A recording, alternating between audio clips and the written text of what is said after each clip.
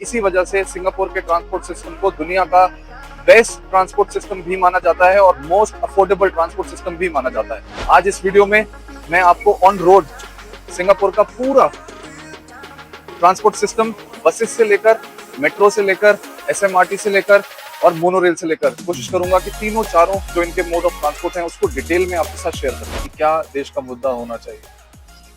देश में क्या ऐसे इंफ्रास्ट्रक्चर पे वोट डालना चाहिए, एजुकेशन पे वोट डालना चाहिए, हेल्थ पे वोट डालना चाहिए या केवल धर्म पर वोट डालना चाहिए। Hello, good morning. आज का वीडियो मैं थोड़ा सा डिफरेंट रखने वाला हूँ, थोड़ा सा रॉ रखने वाला हूँ, थोड़ा सा सिंगापुर को एक्सप्लोर करने वाला हूँ। सिंगापुर में मुझे कुछ चीज़ें बहुत अच्छी लगी, जैसे इनका एजुकेशन मॉडल मैंने आपके साथ शेयर किया, जैसे इनका हेल्थ मॉडल मैंने आपके साथ शेयर किया। और जो चीज़ मुझे बहुत बहुत अच्छी लगी वो है इनका ट्रांसपोर्ट सिस्टम, इनका रोड इंफ्रास्ट्रक्चर। किस तरह से इन्होंने अपने ट्रांसपोर्ट सिस्टम को इतना एक्सेसिबल बनाया हुआ है, किस तरह से इन्होंने अपने रोड्स को इतना वेल डिजाइन किया हुआ है, पेडिस्ट्रियंस के लिए इतना कंफर्टेबल और इतना एक्सेसिबल बनाया हुआ है कि यहाँ पर जो 75% पॉपुलेशन है, चाहे वो रिच हो चाहे वो पुअर हो, वो सब पब्लिक ट्रांसपोर्ट ही इस्तेमाल करती हैं। सिंगापुर ने अपने पब्लिक ट्रांसपोर्ट को इतना कंफर्टेबल, एक्सेसिबल, हाईटेक और इंटीग्रेटेड बनाया है कि आप जहां पर भी सिंगापुर के किसी भी कोने में किसी भी लोकेशन पर हैं, आपके 100 से 200 मीटर के अंदर आपको एक पब्लिक ट्रांसपोर्ट का स्टॉप मिलेगा। चाहे वो सिंगापुर की बसेस हो, चाहे वो सिंगापुर की ट्रेन हो, चाहे एमआरटी हो, एसएमआरटी हो या मोनोरेल हो। सिंगापुर ने बहुत काम किया है अपने ट्रांसपोर्ट सिस्टम पे। आप बने रहिए। आपने जो लास्ट वीडियो को इतना प्यार दिया था, इससे मुझे एनकरेजमेंट मिली और ये वीडियो स्पेशली मैं आपके लिए बना रहा हूँ ताकि आप भी सिंगापुर का ट्रांसपोर्ट सिस्टम को अच्छे से देखें और समझें। जिस तरह से यहाँ पर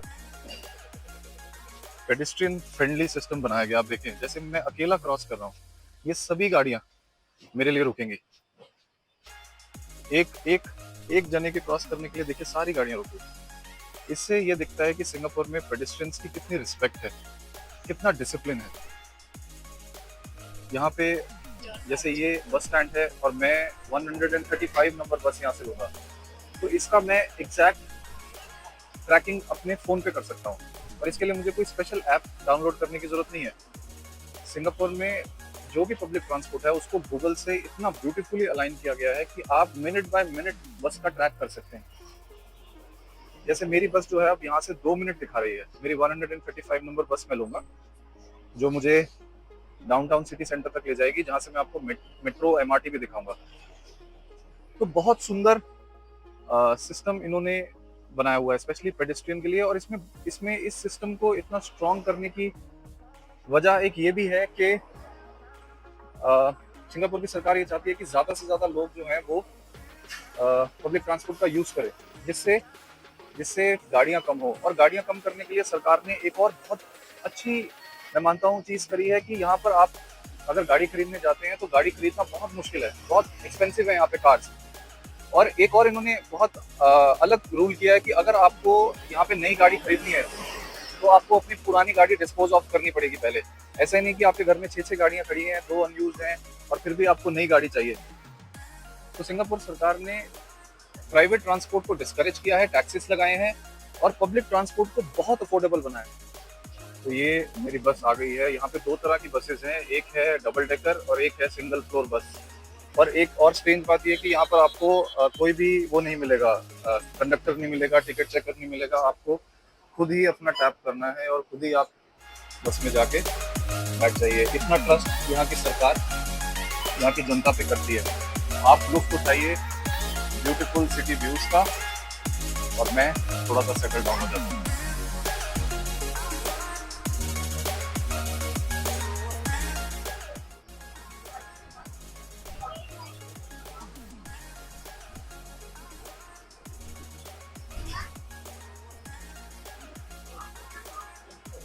बहुत ही क्लीन, बहुत ही वेल इन्फॉर्म्ड बसेस हैं।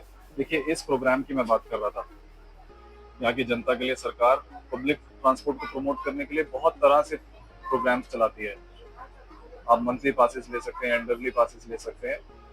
तो ये बहुत अफोर्डेबल है, बहुत ही किफ़ायती है। अगर आप यहाँ पे कैब यूज़ करते हैं, तो कैब यहाँ पे बहुत एक्सपेंसिव है। मतलब 2 किलोमीटर 3 किलोमीटर चलने के लिए आपके 1500 से 2000 रुपए लग जाएंगे, और बसेस में वही 6 से 7 रुपए लगेंगे। कितना डिफरेंस है। यहाँ पे आप देखिए इन्होंने पूरी अच्छे से मार्किंग की हुई है, और हर हर कोई इन साइंस का रिस्पेक्ट करता है। जैसे ये प्रायोरिटी सीट है, तो यहाँ पे कोई नहीं बैठेगा। इन्होंने बोला है कि पैर ऊपर नहीं रखना, तो हर कोई इन सिस्टम्स को फॉलो कर रहा है। हर जगह इन्होंने जगह जगह प्रॉपर मार्किंग की है लोगों को इन्फॉर्म करने के लिए। कोई कंडक्टर नहीं है, जैसे मैंने आपको बताया। आप बस ले लीजिए, और 1 मिनट से 2 मिनट की वेटिंग में आपको बस मिल जाएगी, और ये बस आपको सिंगापुर के हर कोने में ले जाएगी। ऐसा सिंगापुर का कोई एरिया, कोई कोना नहीं है जहाँ से 200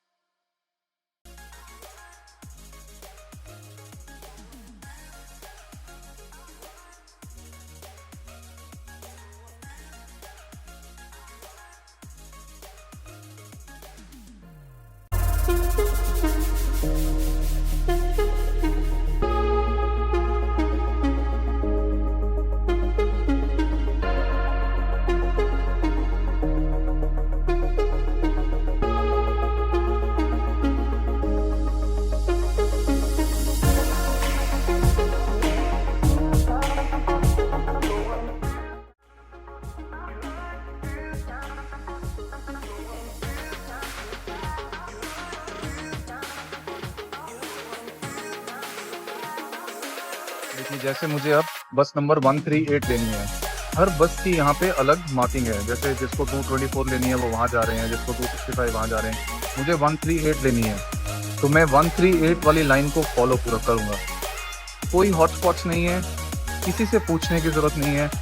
आप केवल और केवल सरकार पे विश्वास रखिए, सरकार आपको आपकी मंजिल तक पहुँचा देगी। देखिए, एयर कंडीशन बस स्टॉप्स, यहाँ पर मुझे खड़ा होना है। यहाँ पे मेरे लिए ये बस का स्टॉप है। यहाँ पे मेरे लिए 138 नंबर बस आएगी।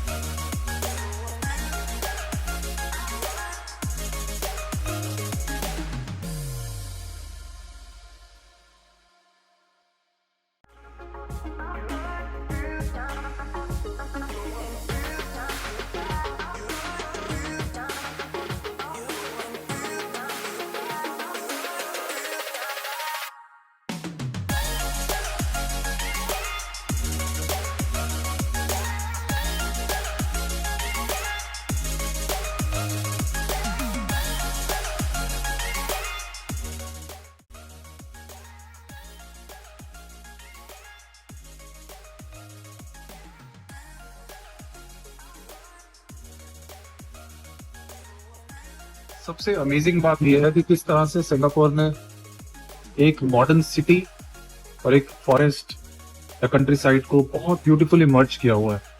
आपको हर जगह ग्रीनरी लगेगी। आप थोड़ा सा डिफरेंट लोकेशंस पे जाएंगे, सिटी से हल्का सा बाहर निकलेंगे तो आपको पूरा ऐसा लगेगा कि आप कंट्री साइड पे। जगह जगह यहाँ के जो प्राइम मिनिस्टर हैं, उनका चाहे होर्डिंग आपको कहीं ना मिले, लेकिन यहाँ के प्राइम मिनिस्टर ने बहुत रेवोल्यूशनरी काम किया है सिंगापुर के लिए। मैं सोच रहा हूँ कि उसके ऊपर पूरी डिटेल्ड वीडियो अलग से बनाऊंगा। लेकिन यहाँ के प्राइम मिनिस्टर ने एक प्रोग्राम किया था जहाँ पे हर सिंगापुरियन को 2 साल के अंदर एटलीस्ट 10 पेड़ लगाने थे। और सिंगापुर की पॉपुलेशन के हिसाब से करोड़ों पेड़, 2 साल में करोड़ों पेड़ सिंगापुर में लग गए। ये भी एक ऐसा रीजन है कि यहाँ पे जितनी प्लांटेशन है उसका एक बहुत बड़ा हिस्सा ऐसी प्लांटेशन है जो यहाँ के लोगों ने की है और नेचुरली नहीं थी। तो यहाँ मुझे बस ने ड्रॉप कर दिया, और बस के बिल्कुल ड्रॉप करते ही मैंने सोचा कि मैं एक टैक्सी भी बुक कर लेता हूँ आपको दिखाने के लिए। तो जैसे इंडिया में ओला और उबर होती है, वैसे सिंगापुर में गोजेक और ग्रैब, ये 2 ऐप हैं जहां से आप टैक्सी बुक कर सकते हैं। तो यहाँ डेडिकेटेड टैक्सी स्टैंड्स हैं, जैसे आप देख रहे हैं। मेरा टैक्सी स्टैंड है H07। ये इसके पीछे बिल्कुल MRT है। MRT जैसे आप ऐप से बुक करेंगे तो उसमें बताएगा आपको कि ये MRT से एग्जिट A, जैसे आप देख रहे हैं, ये एग्जिट A के सामने ये स्टैंड है टैक्सी का। तो आपको इधर ही रुकना पड़ेगा टैक्सी के लिए। आप इधर उधर बीच सड़क में कहीं पर भी टैक्सी रुकवा नहीं सकते हैं। तो ये प्रॉपर टैक्सी के लिए एक लेन बनी हुई है, यहीं पर मेरी टैक्सी आएगी। आई थिंक ये मेरी टैक्सी है। हाँ, ये मेरी टैक्सी है, देखिए अंदर आके रुकेगी और इसमें हम अंदर चलेंगे। टैक्सी से आके बिल्कुल नीट एंड क्लीन होगी। आप पब्लिक टैक्सी कर लीजिए चाहे आप प्राइवेट टैक्सी कर लीजिए, दोनों वेरी वेल बिहेव ड्राइवर्स। बहुत हम्बल लोग हैं यहाँ के। बिल्कुल भी ऐसा नहीं है कि आप फॉरेनर्स हैं या आप दूसरे देश से आए हैं या बाहर से आए हैं तो आपके साथ किसी भी तरह का रूड बिहेवियर। वेरी पोलाइट, बहुत हम्बल है, हॉस्पिटैलिटी पे डिपेंडेंट है। लेकिन ये है कि यहाँ की टैक्सी बहुत एक्सपेंसिव है। जैसे मैंने शायद 4 से 5 किलोमीटर की टैक्सी बुक की है और मुझे अराउंड $25 के आसपास इसका चार्ज लगेगा। I booked it because I wanted to show you एक टैक्सी का एक्सपीरियंस भी। अदरवाइज टैक्सी बुक करने की कोई ज़रूरत नहीं है। टैक्सी से बहुत ज़्यादा कंफर्टेबल यहाँ की बसेज हैं, मेट्रो है, एमआरटी है और बहुत अफोर्डेबल है। अब जैसे ये 5 किलोमीटर की राइड के मुझे लगभग $25 से $30 के आसपास का खर्चा आएगा, जो कि अराउंड 1800 to 2000 रुपीज़ हो गया इंडियन रुपीज़ में। 5 किलोमीटर के 2000 रुपीज़ इज़ वेरी एक्सपेंसिव। तो यहाँ पे बहुत कम लोग टैक्सी से चलते हैं, अदरवाइज मैक्सिमम लोग यहाँ से इनका बसेस और एमआरटी और शटल यूज़ करते हैं। अब मेरे साथ से मेट्रो को जाते हुए देख सकते हैं। इस राइड के बाद हम लोग एमआरटी में ही चलेंगे। मैं आपको एमआरटी का सारा टूर दूंगा और एमआरटी में कैसे आप इजी लिंक कार्ड इनका जो इनका ट्रांसपोर्ट कार्ड है उसको कैसे रिचार्ज कर सकते हैं, उसको आप कैसे यूज़ कर सकते हैं, सारी आपको इन्फॉर्मेशन दूंगा। तो यहाँ की मेट्रो बहुत बहुत वर्ल्ड की one of the best metros है। एक स्टेशन से एक स्टेशन पे 3-3 4-4 लाइन लिंक करती हैं और ये सारा इन्होंने 25 साल में इंफ्रास्ट्रक्चर बनाया है। सिंगापुर ने जो पिछले 40 से 50 साल में अचीव किया है ये इजी नहीं है। ये करने में सबकी मेहनत लगी होगी, लीडरशिप चाहिए होगी, कन्विक्शन चाहिए होगी, अपने लोगों में देशभक्ति, अपने लोगों में अपने देश को सर्वश्रेष्ठ बनाने की भावना को जगाना भी कोई आसान काम नहीं है। कहाँ सिंगापुर में 1960, 1970, 1980 में राइट्स हुआ करते थे, लोग अपनी आइडेंटिटी के लिए लड़ा करते थे, और कहाँ आज 2025 में सिंगापुर दुनिया के सर्वश्रेष्ठ नेशंस में से एक है, मोस्ट डेवलप्ड नेशंस में से एक है, जहाँ पे human quality index one of the highest है, human development index one of the highest है, happiness index one of the highest है, जहाँ की जीडीपी कितनी स्ट्रांग है, जहाँ पे लोग खुश भी हैं, जहाँ पे सरकार लोगों के लिए काम कर रही है और लोग सरकार पे विश्वास कर रहे हैं। ये अचीव करना, मुझे लगता है कि इसको और जितना डीपली स्टडी किया जाए हर देश के लिए इम्पोर्टेंट है, स्पेशली इंडिया के लिए। इंडिया को भी डिसाइड करने की जरूरत है कि वो उसे आज वो जहाँ खड़ा है वहाँ से कहाँ जाना है। हमारे देश में आज डेवलपमेंट की बात नहीं हो रही है, हमारे देश में आज इकोनॉमी की बात नहीं हो रही है, हमारे देश में इंफ्रास्ट्रक्चर की बात नहीं हो रही है। आज लगातार लोग केवल प्रधानमंत्री जी के नाम पे ही हमारे देश में वोट डाल रहे हैं, लेकिन ग्राउंड पे जो हमारे लीडर्स हैं वो केयर फ्री हो गए हैं, क्योंकि उन्हें पता है कि उन्हें वोट तो प्रधानमंत्री जी के नाम पर ही मिल जाएंगे, उनको काम करने की क्या जरूरत है। आज हमें देश के मुद्दे को डिसाइड करना पड़ेगा कि क्या देश का मुद्दा होना चाहिए। देश में क्या ऐसे इंफ्रास्ट्रक्चर पे वोट डालना चाहिए, एजुकेशन पे वोट डालना चाहिए, हेल्थ पे वोट डालना चाहिए, या केवल धर्म पर वोट डालना चाहिए। यहाँ पे सभी धर्म मिलके रहते हैं। यहाँ पे 45% चाइनीज हैं, यहाँ पे 40% मलई हैं, केवल 10% इंडियंस हैं। लेकिन आप इंडियंस की रिस्पेक्ट यहाँ देखेंगे तो हैरान हो जाएंगे। इंडियन कस्टम्स की रिस्पेक्ट देखिए, इंडियन फेस्टिवल्स की रिस्पेक्ट देखिए, इंडियन टेम्पल्स की रिस्पेक्ट देखिए, आपको लगेगा ही नहीं कि आप इंडिया में नहीं हैं। तो इस देश ने हर धर्म को रिस्पेक्ट दी है और फोकस डेवलपमेंट में डाला है। लॉ एंड ऑर्डर इतना स्ट्रांग है यहाँ पर कि किसी की हिम्मत नहीं है कि कोई किसी को कुछ कह पाए, कोई किसी के लिए कुछ बोल पाए, कोई गलत रास्ते पे निकल पाए। बच्चों की अपब्रिंगिंग ही ऐसी है जो बच्चों को प्रोडक्टिव बनाती है, जो बच्चों को ऑप्टिमिस्टिक बनाती है, जो बच्चों को देश में सिर्फ ग्रोथ सिखाती हैं और कुछ नहीं सिखाती। बहुत कुछ सीखने की जरूरत है हमें। हमारे देश को बहुत कुछ, हमारे देश के लोगों को ये चुनना पड़ेगा कि हमारा मुद्दा कौन नेता हैं वो लोग जो धर्म जाति की राजनीति नहीं कर रहे हैं और जो हमारे देश को आगे ले जाने की राजनीति कर रहे हैं। चुनना पड़ेगा। और जो हमारे देश को आगे ले जाएगा उसको धर्म और जाति की राजनीति करने की जरूरत नहीं है। देश को आगे ले जाने के लिए मेहनत करने की जरूरत है, और ये नेता मेहनत करके तैयार नहीं है। धर्म और जाति की राजनीति में नेता को कुछ नहीं करना, बस लोगों को बांट देना है और फ्री में वोट मिल जाएंगे। काम नहीं करना पड़ेगा, भ्रष्टाचार करते रहेंगे। लेकिन अगर देश को आगे ले जाना है तो काम भी करना पड़ेगा, भ्रष्टाचार भी रोकना पड़ेगा। वो ये नेता नहीं कर सकते, तो हमें चुनना पड़ेगा, सोचना पड़ेगा। सो ये इनका मेट्रो मोनोरेल स्टेशन है। यहाँ से इनकी मोनोरेल चलती है। मोनोरेल बेसिकली एक छोटी रेल है, जैसे हमारे गुड़गांव में भी होती है। और सबसे अच्छी बात है कि ये बिल्कुल फ्री है सभी के लिए। मोनोरेल में कोई भी जा सकता है, बिल्कुल फ्री। ये सभी ये मोनोरेल है इनकी। 2 से 3 डब्बे होते हैं इसमें, छोटी सी ट्रेन है और ये ओपन में ही चलती है, अंडरग्राउंड नहीं जाती। और ये सबके लिए फ्री है।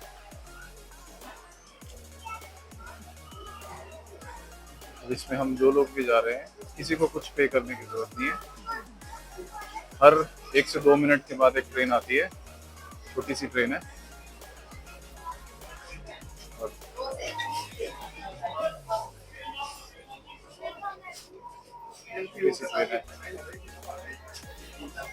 To and fro service.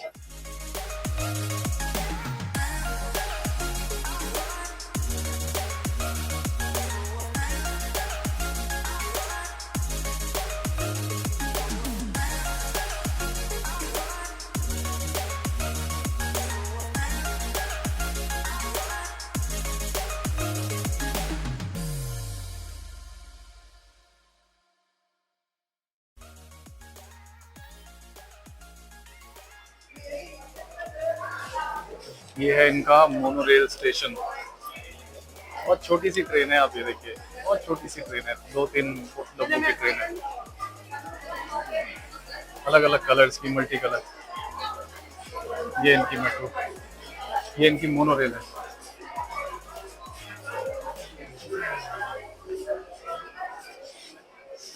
अब यहाँ से मोनोरेल से हम कनेक्ट करेंगे सीधा मेट्रो स्टेशन।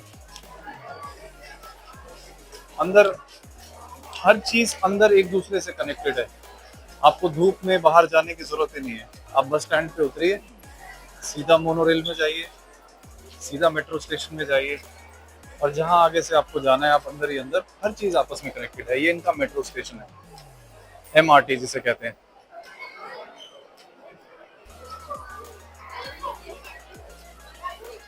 अब मैं आपको दिखाऊंगा कि यहाँ की मेट्रो का क्या प्रोसीजर है।